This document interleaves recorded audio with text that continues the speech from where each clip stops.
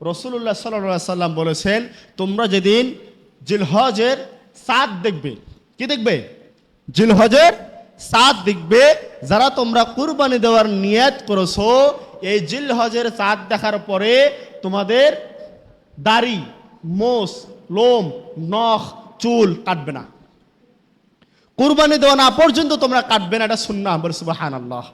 আল্লাহ সুবহানাহু ওয়া তাআলা আমাদের সবাইকে কুরবানির জন্য কবুল করেন, সকলে বলে আল্লাহুম্মা আমিন। সম্মানিত উপস্থিত, আজকের আলোচনার মধ্যে আমি জানান দিতে চাই, আপনাদেরকে জানিয়ে দিতে চাই কুরবানি কিসের মতো দিতে হবে, কার মতো দিতে হবে। আমি স্পষ্ট ভাষায় বলে দিতে চাই, কুরবানি দিতে হবে আমাদের জাতির পিতা হযরত ইব্রাহিম আলাইহিস সালাতু ওয়াস সালামের মতো, ঠিক কিনা? যেভাবে আমাদের জাতির পিতা হযরত ইব্রাহিম আলাইহিস সালাতু ওয়াস সালাম কুরবানি করেছেন, যেমনিভাবে পরীক্ষা দিয়েছেন, তেমনিভাবে আমাদেরকে কুরবানি দিতে হবে, ঠিক কিনা? তেমনিভাবে দিতে হবে না?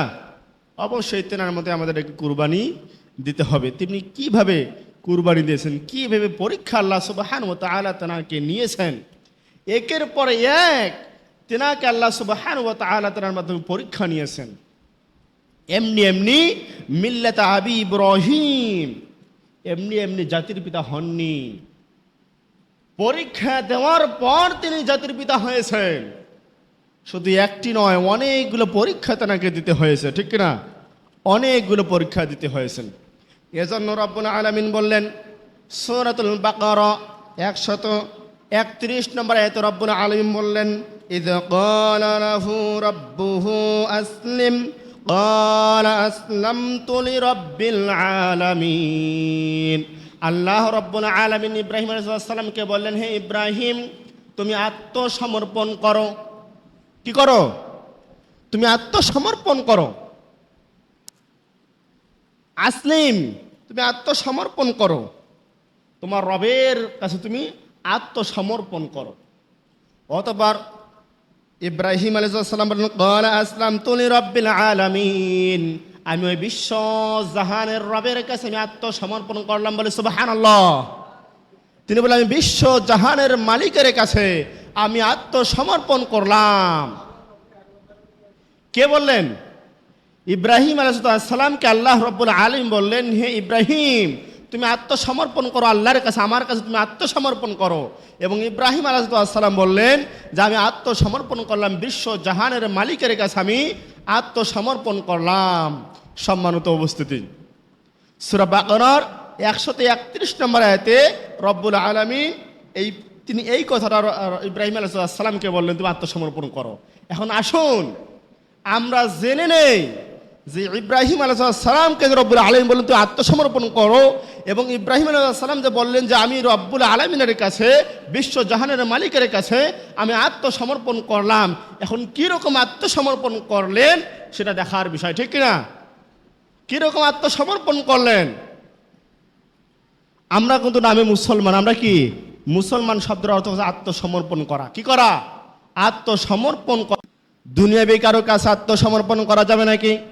কোনো মেম্বারের কাছে, কোনো চেয়ারম্যানের কাছে, কোনো এমপি মন্ত্রী সরকারের কাছে আত্মসমর্পণ করা যাবে নাকি? যাবে? যাবে না। আত্মসমর্পণ করতে হবে কার কাছে? লিল্লাহি রাব্বিল আলামিন, বিশ্ব জাহানের মালিকের কাছে আত্মসমর্পণ করতে হবে।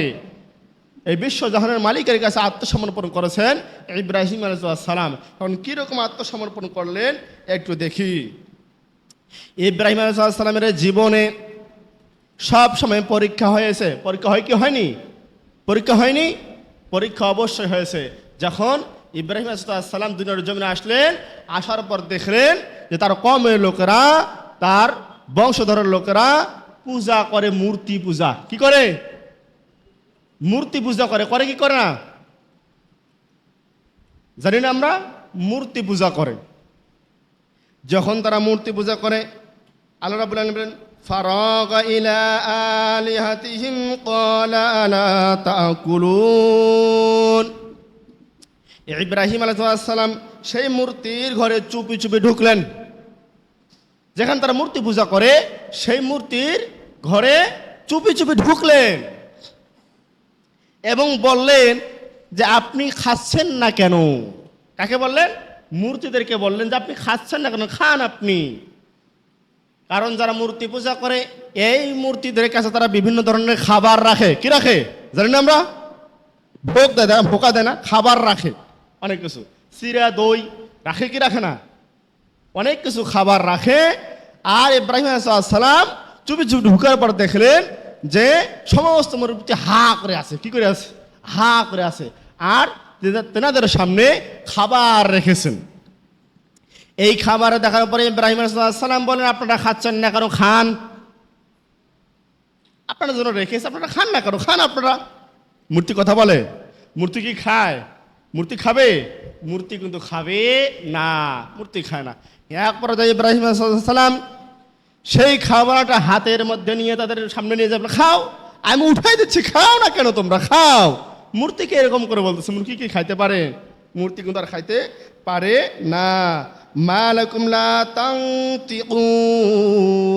পরে রব্বুল আলামিন বলেন কি হলো আপনাদের, কথা বলছেন না কেন?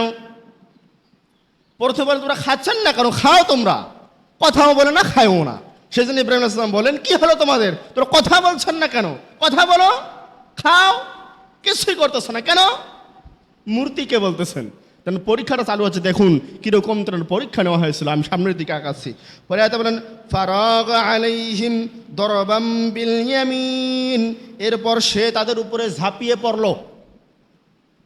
যখন খাচ্ছেও না, কথাও বলতেছে না, ইব্রাহিম আলাইহিস সালাম এক প্রকার রাগান্বিত হয়ে তাদের উপরে কি করলেন? ঝাঁপিয়ে পড়লো। ঝাঁপিয়ে পড়লো এবং তার ডান হাত দিয়ে তাদেরকে আঘাত করলো, অত মূর্তি ভেঙ্গে ফেললো। মূর্তি ভেঙ্গে ফেললো। এক মার ঠাং ভাঙিয়ে দিছে, এর কাল্লা ভাঙিয়ে দিছে, এর হাত ভাঙিয়ে দিছে, এরকম মার। যখন এরকম করে ভেঙ্গে দেওয়ার পর যে বড় মূর্তি ছিল এর ফির একটা হাতের মধ্যে একটা কি দিয়েছে? লাঠি দিয়েছে। কি দিয়েছে? লাঠি দেওয়ার পরে যখন তার কমের লোক মূর্তি পূজক যারা রয়েছে যখন চলে আসলো, আসার পর দেখলো কাম সারা, কাম সারা, আমাদের দেবতাদেরকে ভেঙ্গে ফেলেছে। কে যেন মেরে ফেলেছে। কে মেরেছে? খোঁজ করে দেখা যাচ্ছে ওই যে আজরের ছেলে যে ইব্রাহিম আছে তিনি আমাদের মূর্তি পূজা করতে বাধা দেয়। তিনি এক আল্লাহর ইবাদত করে, মূর্তি পূজা করতে দেন না। এটার এই কামটা এটা হয়ে গেছে। তেনাকে ডাকিয়ে আনা হলো, তুমি এই কাজ কেন করেছ? তিনি বলছে খাবার খাইতে বলতেছি, কথা বলতে বলেছি, কিছু কথা বলে না। এরা নিজেরাই কাজিয়া করে এরকম করে ফেলেছে। তার কমের লোকেরা বলে ইব্রাহিম আমাদের কি পাগল বলতেছ, পাগল মনে করতেছ? তারা কি কখনো কাজে ঝগড়া করতে পারে? তারা কি কথা বলতে পারে? একে অপরকে আঘাত করতে পারে? ইব্রাহিম আলাইহিস সালাম বললেন যদি তারা এটাই যদি না পারে, একে অপরকে কথা বলতে না পারে, একে অপরকে মারতে সে যদি প্রতিরক্ষা যদি করতে না পারে, তাহলে তাদের কাছে তোমরা কিভাবে চাও তোমাদেরকে কিভাবে সাহায্য করবে? সুবহানাল্লাহ, তারা কিভাবে তোমাদেরকে সাহায্য করবে? তারা তো নিজেরা নিজেদেরকেই তো বাঁচাতে পারলো না, কিভাবে তোমাদেরকে সাহায্য করবে? দেখুন যুক্তি কি দিয়েছেন। যখন এরকম করে বললেন ফাআকবালু ইলাইহি ইয়াজিফুন, ফিরে এসে দৌড়ি তার কাছে এলো। সমস্ত কমের লোক তার কাছে আসলো। আসার পর তেনাকে নিয়ে বিচার সালিশ করলো। বিচার সালিশ করার পর কি বলেন? ক্বালা আতা'বুদুনা মা তানহিতুন। সে বলল, ইব্রাহিম আলাইহিস সালাম বলল তোমরা কি নিজেদেরই খোদাই করা মূর্তির ইবাদত করো? তোমরা নিজেদের হাতেই খোদাই করা তোমাদের যে খোদা জিনিসের পূজা করো, তাদেরকে তোমরা নিজেই তো খোদাই করেছো, কিভাবে তারা পূজা করো? অথচ আল্লাহ রাব্বুল আলামিন বললেন ওয়াল্লাহু খলাকাকুম ওয়া মা তা'মালুন। অথচ আল্লাহ সুবহানাহু ওয়া তাআলা তোমাদেরকেও সৃষ্টি করেছেন এবং যাকে তোমরা সৃষ্টি করেছো খোদাই করে তৈরি করছো এদেরকেও সৃষ্টি করেছেন। বলে সুবহানাল্লাহ। আরে আল্লাহ সুবহানাহু তোমাদেরকেই তো সৃষ্টি করেছেন। তোমরা যে কোনো জিনিস বানাও এগুলোকেও আল্লাহ সুবহানাহু ওয়া তাআলাই সৃষ্টি করেন। বলে সুবহানাল্লাহ। কত সুন্দর জবাব দিচ্ছেন। আর তোমরা নিজেরাই খোদাই করে তৈরি করে তাদের তোমরা পূজা করো? তোমাদেরকে তো আল্লাহ সৃষ্টি করেছে, কি করো তোমরা সব? কিভাবে দাওয়াত দিচ্ছেন তেনাদেরকে? তারা কি মেনেছে? তারা মানেনি। তারা বলেন ক্বালু বুনু লাহু বুনয়ানান ফালকুহু ফিল জাহিম। তারা পরস্পর বলল এর জন্য একটি অগ্নিকুণ্ড তৈরি করো। বলে নাউজুবিল্লাহ। তারা সকলে তার কওমের লোকেরা যে রয়েছে, মূর্তি পূজক যেগুলো রয়েছে, তারা বলল ইব্রাহিম আলাইহিস সালামের জন্য একটা কি তৈরি করো, অগ্নিকুণ্ড তৈরি করো। কি করো? জ্বলন্ত আগুনের মধ্যে ফেলে দাও, বিশাল বড় অগ্নিকুণ্ড তৈরি করো, সেখানে আগুনের মধ্যে তাদেরকে ফেলে দাও। চক্রান্ত কার? মূর্তি পূজকদের, কাফেরদের চক্রান্ত হয়েছে এটাই যে একে রাখা যাবে না, একে রাখলে আমাদের বাপ ধর্ম ত্যাগ করতে হবে, মূর্তি পূজা আমাদেরকে বাদ দিতে হবে, একে রাখা যাবে না। সবাই মিলে পরামর্শ করলো যে এখন একটা অগ্নিকুণ্ড তৈরি করো আর আগুনের মধ্যে তাকে ফেলে দাও। কিন্তু ইব্রাহিম আলাইহিস সালাম আত্মসমর্পণ করেছেন কার কাছে? কার কাছে? তাদের কাছে করেছেন?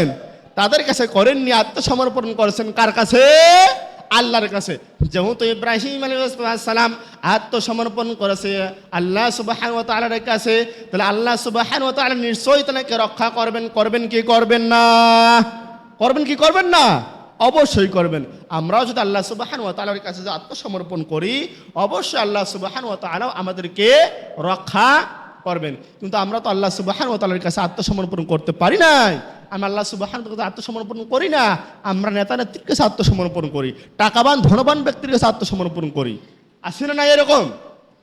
কিন্তু আত্মসমর্পণ করতে হবে একমাত্র কেবলমাত্র আল্লাহ সুবহানাহু ওয়া তাআলার কাছে। সেজন্য আমাদের নাম আছে মুসলিম, মুসলমান। আত্মসমর্পণ সমস্ত কিছু নিয়ে আত্মসমর্পণ করতে হবে একমাত্র কেবলমাত্র আল্লাহ সুবহানাহু ওয়া তাআলার কাছে।